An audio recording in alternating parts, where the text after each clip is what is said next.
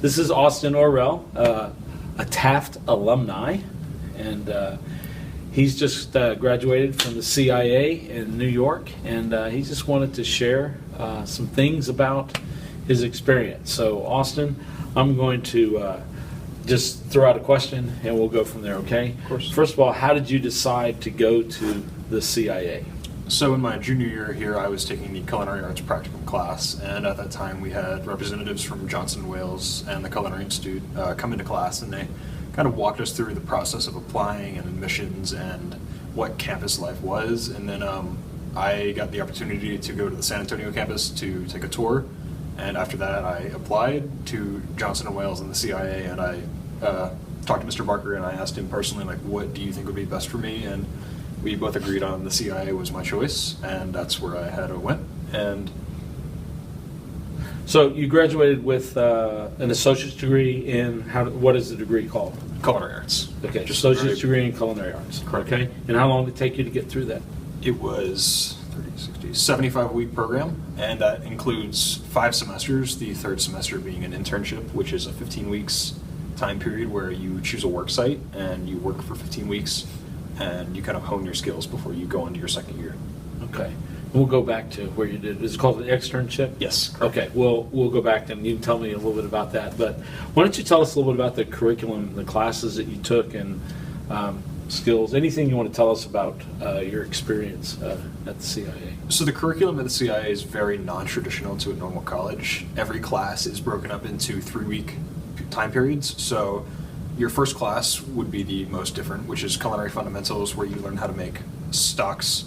You turn those stocks into soups and sauces. Then you go on to your grains and protein cookery, your plated entrees, and that course is 15 weeks, and it's called culinary fundamentals.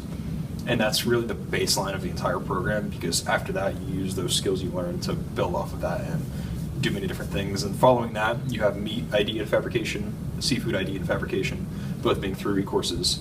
Then that's when you get into your production kitchens of your first year, and this is these are the last classes you take before you go into your externship. And it would be moderate banquets, where you spend a week and a half in a buffet kitchen and a week and a half in a plated kitchen of banquets.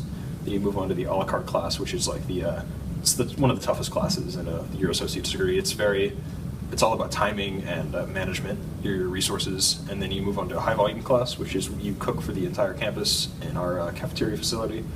And after that, you move on to your externship, and in between those classes, you have academic classes, as we call them, such as professionalism, nutrition, gastronomy, culinary math, and food safety, where you get your ServSafe certification. And during your time period between your first and second year, you have your externship, which we'll talk about later. And following your second year, you have kind of a new world of classes where you go into baking and pastry, garde manger, which is like the cold kitchen where you learn how to smoke and cure.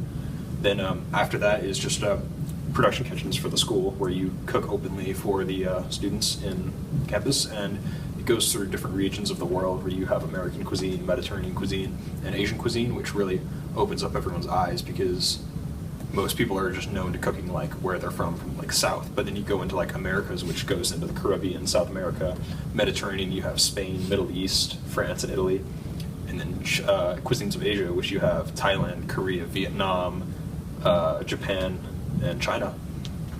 Following that is a wines course, which is definitely the most challenging intellectually. It's a lot of memorization of the different wines regions, such as Bordeaux and Burgundy. And then after that is it's kind of smooth sailing. It's we call it restaurant row. It's 12 weeks. You just pick 2 restaurants, 3 weeks in the front, 3 weeks in the back of each, and that's the restaurants are on campus? Correct. Okay. We have 4 current restaurants on campus, and you can choose 2 of those at any time. And one is a contemporary, which is a little bit more casual, and then you have your formal, which is fine dining. Okay. Well, coming out of our program here, I know when you were here, I was still trying to develop what I was, how I was teaching and what I was really doing. What would you recommend for culinary students? What culinary skills would you recommend that they try to focus on, practice on their own, really hone before they go to a culinary school? Are there some certain skills and things? Of course. A large part of our school education is knife skills, because the first 15 weeks, every day, you're tasked with completing a knife tray. So you slice an onion. You have potatoes that you bâtonnet, julienne, brunoise, and small dice. You have tomatoes that you concasse, you chop parsley, and you mince shallots. And it's part of like a knife tray that you bring up to your chef. And he'll critique this, and he'll say, oh, these slices are very consistent, go a little bit smaller, or these, you got to square off your potatoes a little bit more when you're doing your dicing. Your concasse could be 20 seconds less in the water, and so on and so forth. So knife skills are very important. But at the CIA, in the library, they have an unlimited supply of potatoes for you to practice your lovely tournées, your bâtonnets. So definitely knife skills and your mother sauces, because we get to a program where like that's the basis of your cooking, and then there's people who don't necessarily understand how to produce mother sauces further on in the curriculum, so that's definitely something you should practice. And just like self-study, kind of, because before I went, I felt like very uneasy going into it because I thought I wasn't ready. But if you just do your own research and your own reading, you'll learn an exceptional amount, and it gives you like a baseline before you go in. Okay. What about the culinary math? That's part that the students tend to hate here.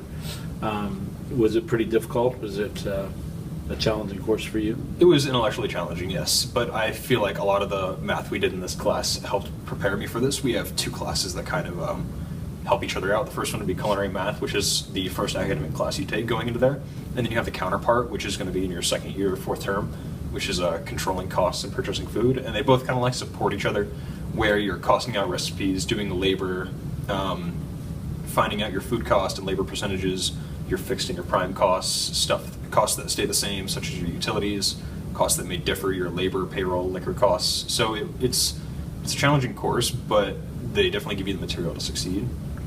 Good. Well, tell us a little bit about the externship. I was looking, following you on Facebook when you were there, and it looked like you were doing some really interesting things. Why don't you tell us a little bit about where you were and what you learned out of that? Of course. So we call it an externship. It's basically an internship, and this is part of your third semester. It counts as, I believe, 6 credits, and you just you're tasked with finding a job before the end of your first year, and you have to create a contract with your employer, and you have to work a minimum of 600 hours or 15 weeks, and in which you have 18 weeks to do so, so you have a little bit of time off depending on how you work your schedule. And I was at a country club called the Paramount Country Club outside of Manhattan, and I was working as a line cook and a banquets prep, and I just did a little bit of everything. I was on hors d'oeuvres, I was on sauté, I was doing a lot of prep for the banquets. I was working at the clubhouse where it's a little bit more casual, so I got moved around a lot. And I finished around 850 hours in 14 weeks.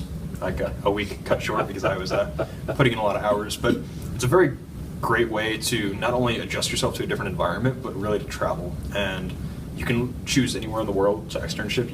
If your restaurant is not on the CIA's list, you can get it approved.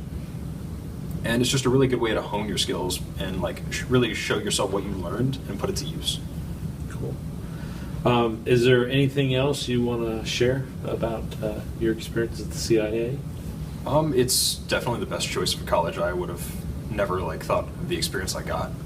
It was great. And if you interested in culinary, just always do your own self-study and try and cook at home and see what you can teach yourself before you have other people teach you. It's a really, really great way to interact with people and to be creative. Okay. And I know the CIA is pretty expensive. Yes. To get there. Were you able to find financial aid, scholarships? Is there a program? Do they help you find money to attend? Or Yes, the school, 93% of students receive some type of federal aid, whether it's grants or scholarships. And if you maintain a 3.0 GPA, you're automatically qualified for a CIA Chef Scholarship, which is $5,000. If you maintain a 3.4, I believe that gets raised to $7,500, I believe. And it's just there's lots of different scholarships and essays you can write on the school's website that will help you pay for that. I received a student government grant just for being part of clubs of $750. So it's just there's a lot of different activities. If you involve yourself, I was a group leader, so that's something else you can add to your resume. There's just different things you can do. Be active and be constantly looking, especially before you start. That way you can get kind of a head start on paying for it. is it possible to work part-time job and go to school, or is it just too demanding there? No, there's definitely time as long as you manage it. I was throughout my second year, I worked a lot more than I did my first year, and there's definitely time for it. Your schedules are around 6 a.m. to 1:30 if you're an AM student, or 2 to 8:30 if you're a PM student, and allocate a couple hours for homework, and there's definitely time for a part-time job. Well, I appreciate you coming and sharing with us today, and course. look forward to following your career as you move forward. You're going. I understand you're going back. Correct. I'll be back in September for my bachelor's degree in Bachelor's of Business Administration, and I'll be doing an Italian cuisine concentration where I go off to Italy next September for a Sweet. semester away. Sweet. Well, we look forward to hearing more. Thank you. Thank you. Appreciate it.